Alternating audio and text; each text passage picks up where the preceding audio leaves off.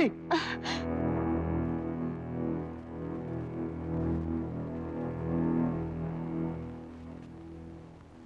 ആ പയ്യന്റെ പെങ്ങള് ഇപ്പൊ അതാ കടയിൽ അന്വേഷിച്ച് വന്നിരിക്കുന്നു.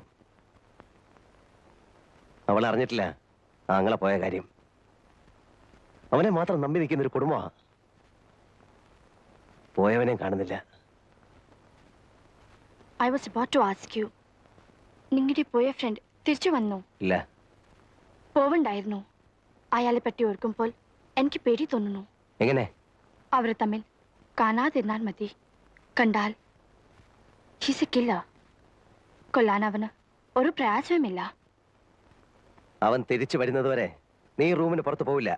വന്നില്ലെങ്കിൽ എങ്കിൽ നീ ഈ റൂമിലും കാണില്ല.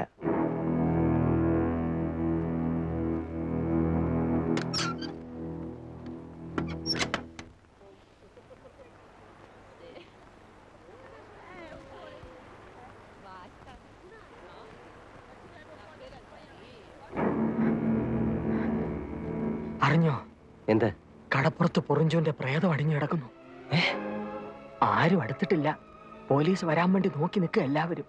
പോലീസ് വല്ലതും ചോദിച്ചാൽ എന്തൊരു പറയണം? ഒന്നും അറിഞ്ഞൂടാന്ന് പറഞ്ഞാ മതിയോ? ഒന്നും അറിഞ്ഞൂടല്ലോ. അയ്യപ്പൻ സ്വാമി സത്യം അറിഞ്ഞൂടാ. അപ്പൊ അതങ്ങ് പറഞ്ഞാ മതി.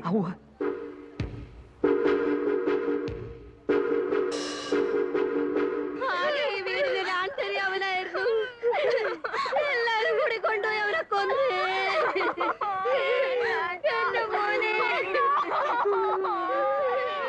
എന്റെ കുഞ്ഞേ, എന്റെ കുഞ്ഞു.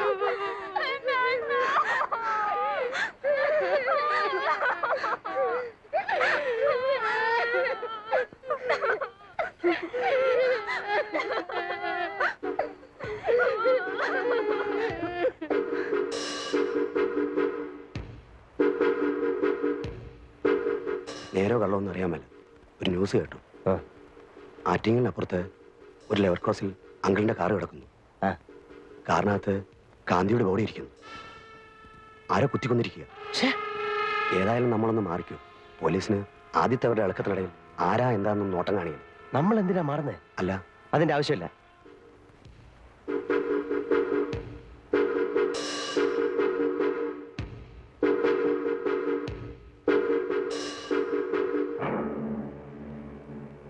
മറ്റോമാരല്ല എവിടെടാ? പോയി. നീ മോണേപ്പിക്കും.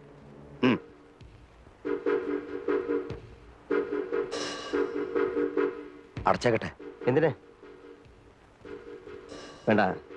നിനക്ക് പേടിയുണ്ടെങ്കിൽ നീ മാറിക്കോ. അങ്ങനെ ഞാൻ മാറുന്നില്ല.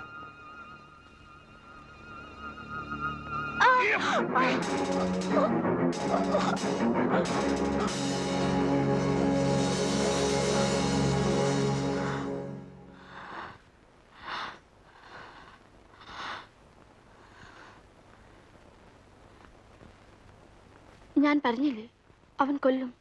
എനിക്കറിയാം. പോയിറങ്ങി എവിടേക്കെങ്കിലും ഇറങ്ങിപ്പോ.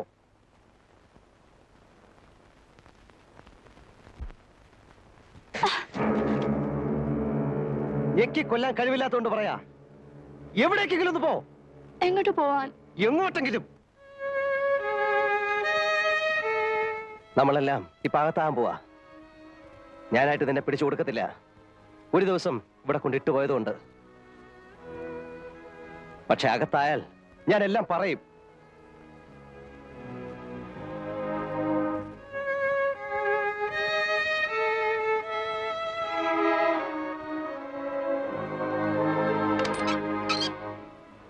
മുറി പൂട്ടുന്നില്ല.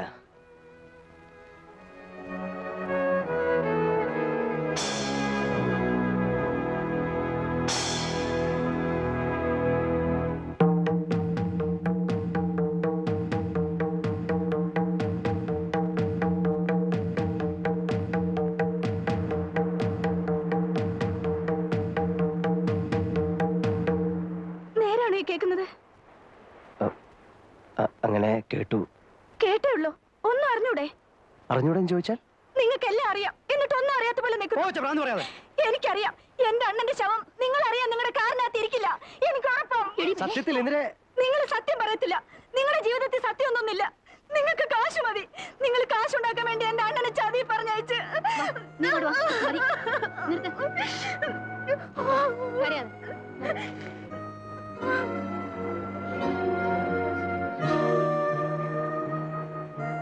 വേഗം തട്ടിയിട്ട് മാറിക്കോ. അവർ അങ്കിളിനെ തപ്പി വരുവാണ്. എന്നെ? ആ, ഒരു പടയുണ്ട്. ഒന്ന് മാറി നിൽക്കുന്നതാ ബുദ്ധി. ആ, കടയടച്ചോ, എന്നിട്ട് എങ്ങോട്ടെങ്കിലും മുങ്ങിക്കോ.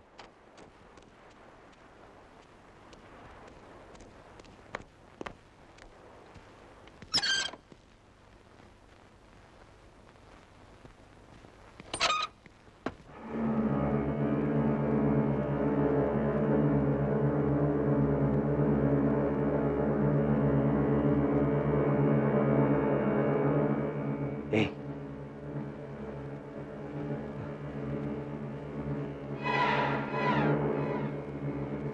ഏയ്, ഏയ്.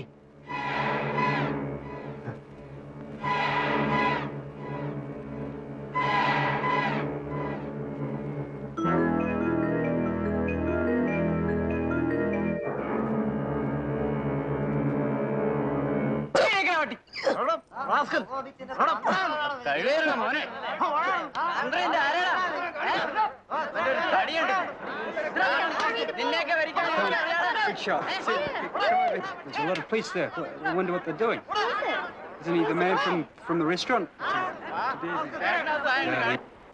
ആ പെണ്ണിന്റെ മരണമാണ് എന്നെ 5 വർഷം ഇതിനുള്ളിലാക്കിയത്. മറ്റു 2 കൊലപാതകങ്ങളുമായി എന്നെ നേരിട്ട് ബന്ധിക്കാൻ അവർക്ക് തെളിവൊന്നുമില്ലായിരുന്നു. എന്നെ എന്നല്ല, ആരെയും അതുമായി ബന്ധിക്കാൻ അവർക്ക് കഴിയുമായിരുന്നില്ല. ഫാബിയൻ റമറസിനെ പറ്റി പറഞ്ഞപ്പോൾ പോലീസുകാർക്ക് അതൊരു തമാശയായി മാറുന്നത് ഞാൻ കണ്ടു. അവർക്കതങ്ങനെ എടുക്കാൻ കഴിയുമായിരുന്നുള്ളൂ. കാരണം ഫാബിയൻ അവർക്ക് കൊത്താനുള്ള ഒരു ഇരയായിരുന്നില്ല. 5 വർഷം കഴിഞ്ഞ് വീണ്ടും ഫാബിയൻ എൻ്റെ മുൻപിൽ വന്ന് പെട്ടപ്പോൾ എനിക്കറിയാമായിരുന്നു പോലീസിനെ വിളിച്ച് ഇതാണ് ഫാബിയൻ എന്ന് ചൂണ്ടിക്കാണിച്ചു കൊടുത്തിരുന്നെങ്കിലും വിശേഷം ഒന്നും ഉണ്ടാവില്ലെന്ന്. കാരണം അവനെതിരെ നിരത്താൻ എനിക്ക് തെളിവൊന്നുമില്ലായിരുന്നല്ലോ, ഒറ്റ ഒന്നുപോലും. ജയിലിനുള്ളിൽ ഫാബിയൻ രാജാവിനെ പോലെ സുരക്ഷിതനായിരുന്നു. അതിനുള്ളിൽ വെച്ച് എനിക്ക് അവനെ ഒന്നും ചെയ്യാൻ പറ്റുമായിരുന്നില്ല. അവൻ പുറത്തു വരാൻ വേണ്ടി 14 കൊല്ലം കാത്തിരിക്കാനുള്ള ക്ഷമയും എനിക്കുണ്ടായിരുന്നില്ല. അവനെ പുറത്തിറക്കേണ്ടത് അങ്ങനെയാണ് എൻ്റെ ആവശ്യമായി തീർന്നത്. പുറത്ത് കിട്ടിയ 8 മാസം കൊണ്ട് ഞാൻ എല്ലാം പ്ലാൻ ചെയ്തിരുന്നു. തീയതിയും ആളും സമയവും എല്ലാം.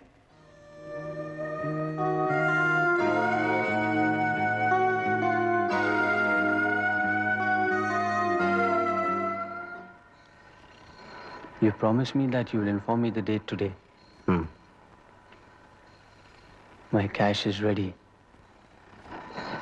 You wanted me to arrange the money before October. I have arranged. When? Anytime.